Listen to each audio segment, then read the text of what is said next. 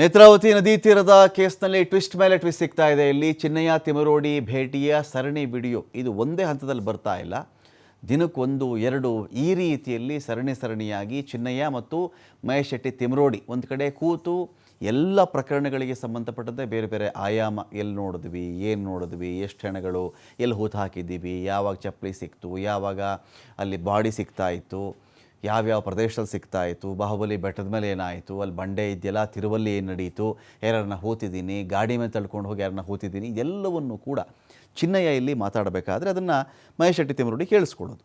ಇದಕ್ಕೆ ಸಂಬಂಧಪಟ್ಟಂತೆ ಈ ಸರಣಿಯ ಈ ಸೀರೀಸ್ನ 14ನೇ ವಿಡಿಯೋ ಇಲ್ಲಿ ಆಚೆ ಬಂದಿದೆ. 2023 ಆಗಸ್ಟ್ ತಿಂಗಳಲ್ಲಾಗಿದ್ದಂಥ ಮಾತುಕತೆ ಇದು. 14ನೆಯ ವಿಡಿಯೋದಲ್ಲಿ ನೇತ್ರಾವತಿ ಸ್ನಾನಘಟ್ಟದ ಬಗ್ಗೆ ಪ್ರಸ್ತಾಪ ಆಗಿದೆ. ನೇತ್ರಾವತಿ ಸ್ನಾನಘಟ್ಟದ ಬಗ್ಗೆ ಇಲ್ಲಿ ಚಿನ್ನಯ್ಯ ಮಾತಾಡಿರೋದು. ನೇತ್ರಾವತಿ ಸ್ನಾನಘಟ್ಟದ ಬಳಿ ಬೆತ್ತಲೆ ಹೆಣ ಸಿಕ್ಕಂಥ ವಿಚಾರಣೆಯ ಬಗ್ಗೆ ವಿವರ. ಬೆತ್ತಲೆ ಹೆಣ ಸಿಕ್ಕಿಬಿಡ್ತು ನನಗೆ ಅಂತೇಳಿ ಚಿನ್ನಯ್ಯ ಹೇಳ್ತಾ ಇದ್ದಂತೆ ಅದರ ವಿವರಣೆ ಕೊಟ್ಟಿರೋದು ಮಹೇಶ್ ಶೆಟ್ಟಿ ತಿಮರೋಡಿ ಬಳಿಯಲ್ಲಿ ಇದನ್ನು ಎಕ್ಸ್ಪ್ಲೈನ್ ಮಾಡಿರೋದು ಚಿನ್ನಯ್ಯ.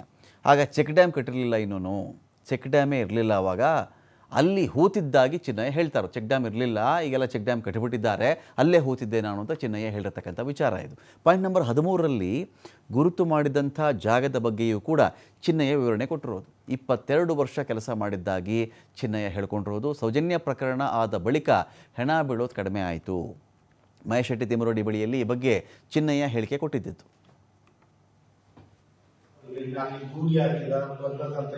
ಬದಿಯಲ್ಲಿ ಸ್ಟೆಪ್ಪಿನ ಬದಿಯಲ್ಲಿ ಬೆತ್ತಲೆ ತೂರು ಬಟ್ಟೆನೇ ಇಲ್ಲ, ಮೇಲೆ ಯಾವುದು ಬಟ್ಟೆ ಇಲ್ಲ, ಯಾರಾದ್ರೂ ಹೋಗ್ಲಿಕ್ಕೆ ಹೋಗಿ ನಿಂತಿದ್ದಾರೆ ಅಂತ ಹೇಳಿ ಡ್ರೆಸ್ಸು ಯಾವುದು ಇಲ್ಲ, ಒಂದು ತುಂಡು ಮೇಲೆ ಬಟ್ಟೆ ಇಲ್ಲ, ತುಂಡದಲ್ಲಿ ಯಾವುದು ಬಟ್ಟೆ ಬೆತ್ತಲೆ ಯಾವುದೋ ಬಟ್ಟೆ ನಮ್ಮ ಅದೇ ಹೇಳಿದ್ದಲ್ಲ ಯಾವ ತೆಗೆದಾಗ್ತಿಲ್ಲ, ಅದರಲ್ಲಿ ಒಂದು ಲಂಗ ತಂದು ಅದು ಅವರೇ ಕಟ್ಟಿದ್ದು. ನಾನು ಮುಖ್ಯ ನನಗೆ ನಾನಾಗ ಮದುವೆ ಆಗಿಲ್ಲ, ಮತ್ತೆ ಮದುವೆ ಆದ ನಾನು ಹೋಗಿ ಅದನ್ನ ಉಂಟು ಲಕ್ಷ್ಮಣ ಕಟ್ಟಿದ್ದು, ಲಕ್ಷ್ಮಣ ಅವರ ಪೊಲೀಸ್ ಕಟ್ಟಿದ್ದು.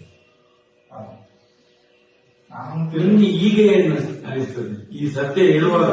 ಈಗ ಹೆಣಗಳು ಕಮ್ಮಿ ಅಂತ ಅನಿಸ್ತದೆ ನನಗೆ. ಗೊತ್ತಿದ್ದ ಮಟ್ಟಿಗೆ ಅಲ್ಲಿ ಕೆಲಸ ಮಾಡೋರು ಸೇರ್ತಾರೆ, ಈಗ ಹೆಣ ಇರುವುದಿಲ್ಲ ಅಂತ. ನಾನು ಇರುವಾಗ ಒಂದು ದಿನಕ್ಕೆ 4 ಅವರು ತೆಗಿತಿದ್ದೆ. ನೀವೀಗ ಅಲ್ಲಿನ ಕೆಲಸ ಬಿಟ್ಟು ಎಷ್ಟು ವರ್ಷ? 1990 2015ರಲ್ಲಿ ನಾನು ಬಿಟ್ಟು ಕೆಲಸ. 2015 ಅಲ್ಲಿ ತನಕ 27 ವರ್ಷ ಕೆಲಸ ಮಾಡಿದ್ದೆ. 22 ವರ್ಷ ಕೆಲಸ ಮಾಡಿದ್ದೆ ಅಲ್ಲಿ. 22 ವರ್ಷ. ಈಗ ಈ 2015 ಮೇಲೆ ಬಿಟ್ಟರೆ ನಾನು ಬಿಟ್ಟೆ. ನನಗೆ ನಿಮ್ಗೆ ಘಟನೆ ಹೌದೌದು, ಅದ ನಂತರ ನನ್ನನ್ನು ಕಳಿಸಿದ್ದು ಸೌಜನ್ಯನ ಘಟನೆ 2015. ಹೌದು, ಆಯ್ತು. ಅದರ ಮೇಲೆ 2015 ತನಕ ಎಷ್ಟು ಮತ್ತೆ ಇಲ್ಲ, ಆಗ ನಾನು ಇರುವಂತೆ ಇಲ್ಲ. ಇಲ್ಲ, ನೀವು ಇರುವಾಗಲೂ ಕೂಡ 2012ರಿಂದ ಸೌಜನ್ಯ ಮತ್ತೊಂದು ಹಿಂಸನ್ನು ಆ ಡ್ಯಾಮ್ ಇದೆ ನೋಡಿ,